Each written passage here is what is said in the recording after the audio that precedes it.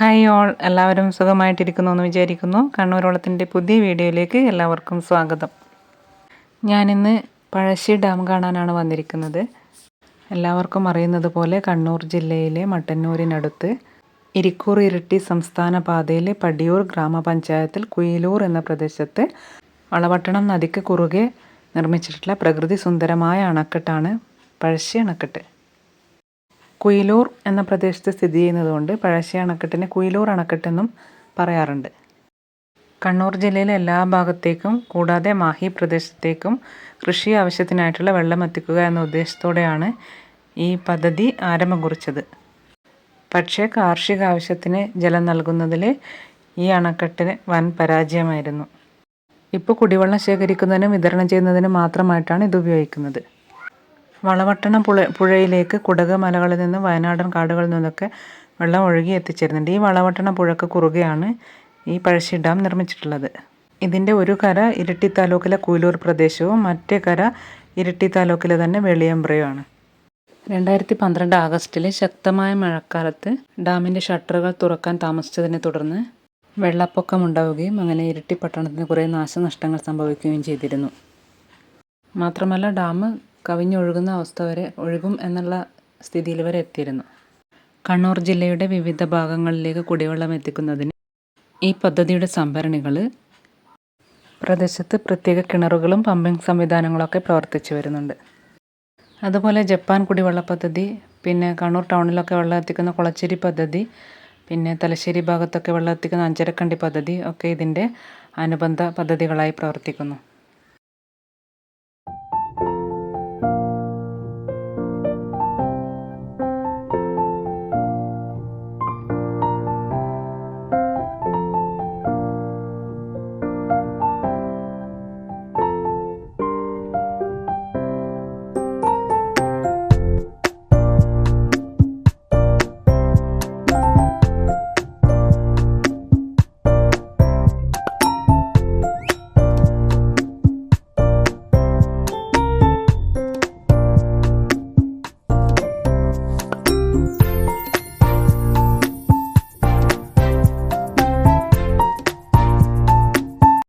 ഇനി നമ്മൾ അവിടുന്ന് നേരെ പോകുന്നത് പഴശ്ശി ഗാർഡനിലേക്കാണ്. അടുത്ത് തന്നെയാണ്, ഡാമിൻ്റെ അടുത്ത് തന്നെയാണ് ഈ ഗാർഡനും വരുന്നത്. അപ്പോൾ ഇവിടെ 40 രൂപയാണ് ഒരാൾക്ക് ടിക്കറ്റിന്. നല്ല ജനത്തിരക്കുണ്ടായിരുന്നു. പാർക്ക് ചെയ്യാനൊക്കെ വണ്ടികൾ റോഡിൽ നിന്ന് കുറേ ദൂരം വരെ സൈഡിൽ ഇങ്ങനെ പാർക്ക് ചെയ്തിട്ടാണ് ഉണ്ടായിരുന്നത്. നമ്മൾ പാർക്കിലേക്ക് ഇറങ്ങുമ്പോൾ ഫസ്റ്റ് തന്നെ ഇങ്ങനെ തടി കൊണ്ട് സ്ട്രക്ചർ ചെയ്ത് വെച്ച ഒരു പാലം കാണാൻ പറ്റും. അതാണ് അതിൻ്റെ ഫസ്റ്റ് മെയിൻ എൻട്രൻസ്. കഴിഞ്ഞപാട് ഫസ്റ്റ് നമുക്ക് ഇതാണ് കാണാൻ പറ്റുക. നല്ലൊരു വ്യൂ ആണ്.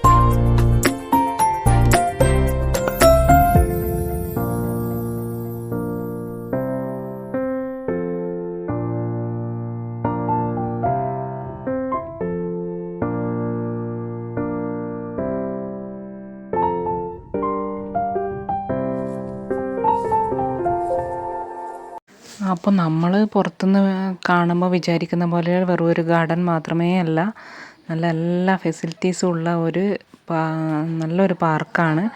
കുട്ടികൾക്ക് കളിക്കാനുള്ള അതാണ് ഏറെയും. പിന്നെ ഒരുപാട് ഇതുപോലെയുള്ള റൈഡുകളുണ്ട്. ജാൻവേലുണ്ട്, പിന്നെ പെറ്റ് സ്റ്റേഷനുണ്ട്. പെറ്റ് സ്റ്റേഷനിലേക്ക് നമ്മൾ എക്സ്ട്രാ ടിക്കറ്റ് എടുക്കണം, വേറെ തന്നെ ടിക്കറ്റ് എടുക്കണം. പിന്നെ അതുപോലെ റോപ്പിലെ കൂടി സൈക്കിൾ ഓടിക്കുന്നുണ്ട് കുട്ടികൾക്ക്, ഹൈറ്റിലെ കൂടി. അങ്ങനെ ഒരുപാട് ഐറ്റംസ് ഉണ്ട്. കുറേ സമയം വേണം ഇതൊന്ന് കണ്ടു തീർക്കാനായിട്ട് തന്നെ. നല്ല വലിയ സ്പേസാണ്. കുറേ അധികം ആൾക്കാരുണ്ടായിരുന്നു. എന്തായാലും വെക്കേഷൻ ടൈമൊക്കെ അല്ലേ, അപ്പോൾ കുട്ടികൾക്ക് ടൈം സ്പെൻഡ് ചെയ്യാൻ കുറേ ടൈം സ്പെൻഡ് ചെയ്യാം. മോർണിംഗ് വന്നാൽ ഈവനിങ് വരെ അവിടെ സ്പെൻഡ് ചെയ്യാനുള്ള എല്ലാം അവിടെയുണ്ട്. കഫേ ഉണ്ട്, ഒരു ചെറിയൊരു ഹോട്ടലുണ്ട്. പിന്നെ ഒരുപാട് ഫാൻസി ഐറ്റംസും അങ്ങനെ കുട്ടികൾക്ക് വേണ്ടുന്ന ഒരുപാട് ഐറ്റംസ് എല്ലാം വെക്കുന്ന ചെറിയ ചെറിയ സ്റ്റാളുകളുണ്ട്.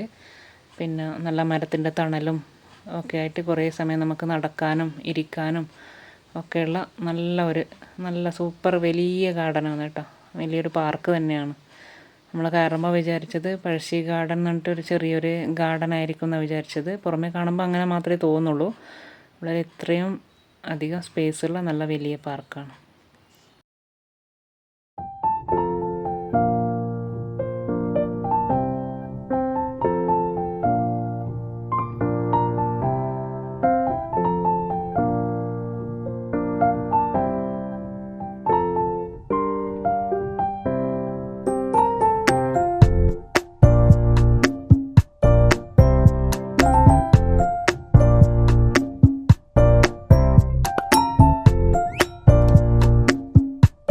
അപ്പോൾ എന്നും പറയുന്നത് പോലെ വീഡിയോ ഇഷ്ടമായെങ്കിൽ ലൈക്ക് ചെയ്യാനും കമൻറ്റ് ചെയ്യാനും സബ്സ്ക്രൈബ് ചെയ്യാനും മറക്കരുത്.